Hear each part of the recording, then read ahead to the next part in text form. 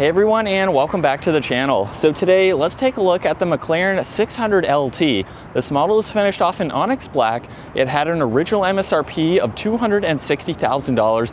This is also an MSO car, so McLaren Special Operations, with some very nice options. Now with 30,000 miles on it, it's going for about $193,000. Now this is a mid-engine supercar with the Spider. This is about all the access that we have for today to view the engine. This is a 3.8 liter twin turbo V8. It is paired to the 7-speed dual clutch automatic, pumps out 592 horsepower, 457 pound-feet of torque. It's rear wheel drive, weighs in under 3,000 pounds. 0 to 60 is going to be under 3 seconds as well, with a top speed up to 204 miles an hour. So we have a very performance-oriented supercar with a lot to offer. There's a lot of ways that you can spec McLarens, especially with their MSO program. Now, as we start up front, you'll notice that this does have LEDs, and with the bodywork, it almost resembles the McLaren logo with that shape surrounding the headlights. So neat to see that incorporation. Now there's parking sensors up front, along with some inlets to provide cooling to some of the components up front. You'll notice all of the intricate bodywork and design for that lower bumper, and then some very nice lines that come down the hood. And then you can actually gain access to the front storage space by using the control on the key fob. So there is one, you have lock and unlock, and then the release for the storage up front, where you have a pretty good amount of space. So you could place in some groceries, some extra bags. You can make this a usable vehicle to drive quite often because of that additional space. You'll notice the gloss black wheels along with the McLaren brake calipers. There's also more gloss black for the lower side skirt. It's also on the mirrors where there's a turn signal, and then take a look at the design of this door. It's going to help channel all the airflow into this massive inlet in the back to help provide additional cooling, of course. And then with the top, it is a hard top, so it gives it a great look. You'll notice in back there's a massive active spoiler. The exhaust pipes are also mounted up top. There's LEDs with that same McLaren design for them. You do get a backup camera, parking sensors, and then a very aggressive rear diffuser to help channel all that airflow to exit the vehicle. And then really intricate bodywork and designs for the back of that hardtop there. Now, as we work our way to the interior, the door release is hidden up underneath. So just pull on that, and now we can open up the entire door, where this door panel is covered in Alcantara. There's also Bowers & Wilkins for the audio. And then on this back side, you have two controls here for the tonneau cover. So when you have the hardtop up, this is the only way that you can access this compartment. When it's down, it will not allow you to open it up. So you can put in some smaller items, maybe a bag of groceries or a shirt or something, but it's nice that you have that storage. There's also this towing control that you can use as needed.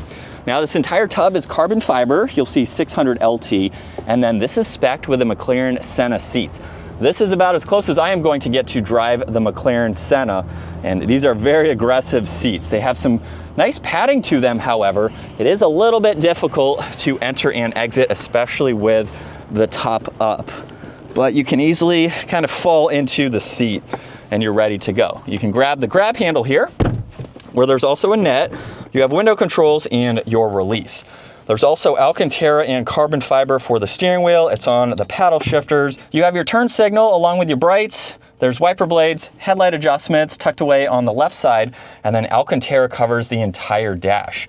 You'll notice there's air vents in the middle, and then let's start this up. So that button is located down below, where we have a digital gauge cluster for this model.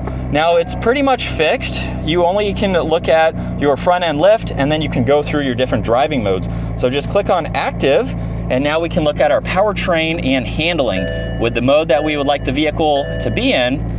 And you'll see the gauge cluster change slightly for those modes. So depending on what you are in for the day, you also have launch control and engine start stop. Now with the infotainment system, you have a little bit to go through. You can pull up your navigation, you can go through some of those settings, get into your climates. You also have a volume knob in the middle, and then voice commands too. So not a ton of info, but for this style vehicle, this is all that you really need to drive this. You get a cup holder tucked away down below with some storage, and then you do have another release for the front storage space. You have a lock control. You can actually roll this rear window down by itself. So if you want to hear that exhaust a little bit more and keep the top up, you have the option to do that. You also have the top operation. You do have to click on OK to make sure that that cover or that bin in the back is empty before you can do this operation, because of course that is where the top is going to go. And it's a pretty easy operation to do, very quick. I'm not sure if you can move with the vehicle or not, but just like that, we have the top down. Now you also have your transmission selector here. So with reverse, you have that camera in the infotainment system, which is nice. There's drive and neutral, and then just have it in drive, neutral, or reverse, pull on the e-brake, and that is how you will shut the vehicle off. You get a little bit of storage, more Alcantara. There's no glove box on the passenger side, but you do have a small storage net behind the seats. Not a whole lot of storage to place items there. And then as far as visibility goes, you do have that pillar right there, really as any mid-engine vehicle is to be expected, but honestly it's not all that bad. And you have your side mirrors, of course, to help you out when needed. So I'm just staying in the sport settings for right now. We're still in the manual mode, second gear, here we go.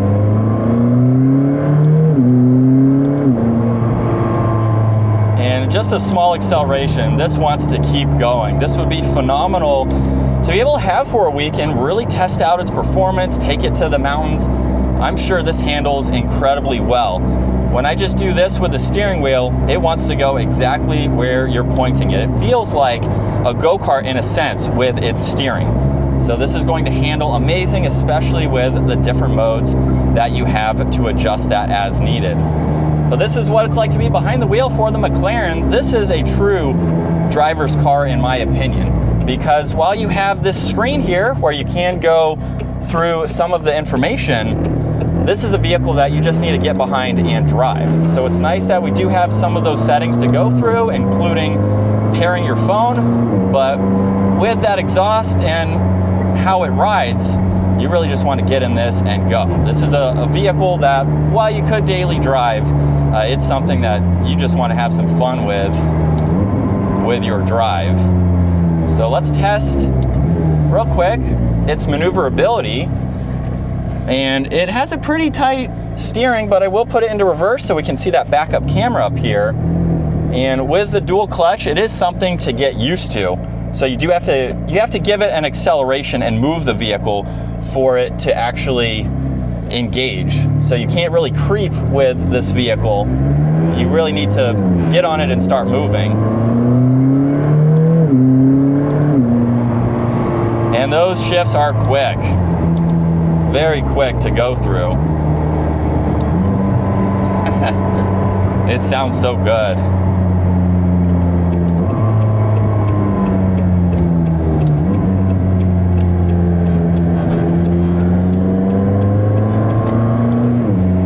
But that is going to wrap it up for the 600LT. We don't get to review McLarens all that often, so I thought this would be a great one to showcase, especially with these seats.